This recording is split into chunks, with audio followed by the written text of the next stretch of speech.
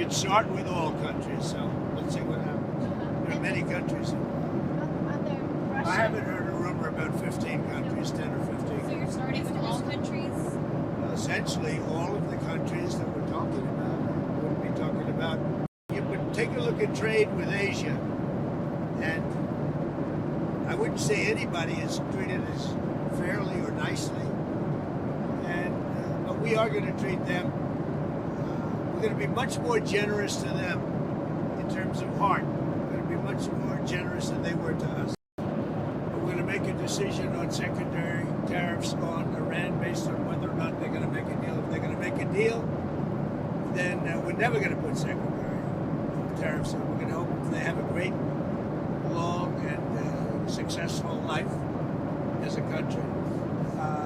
But we'll see what happens. It's very, very interesting. I can't imagine them doing anything else but making a deal. I would prefer a deal to the other alternative, which I think everybody in this plane knows what that is. And that's not going to be pretty, and I do not prefer that.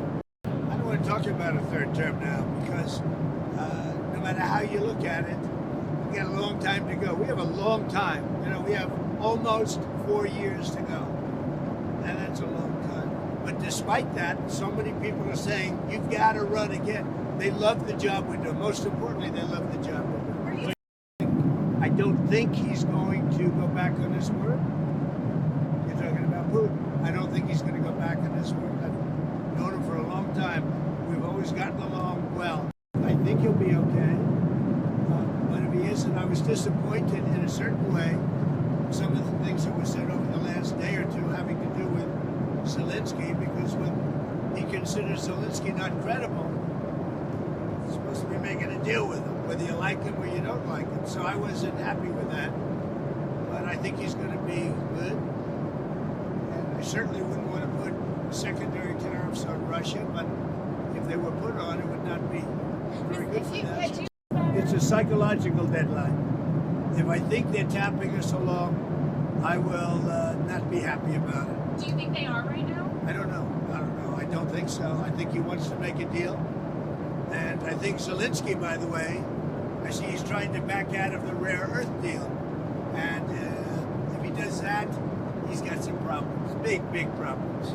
We made a deal on rare earth. And now he's saying, well, you know, I want to renegotiate the deal. He wants to be a member of NATO.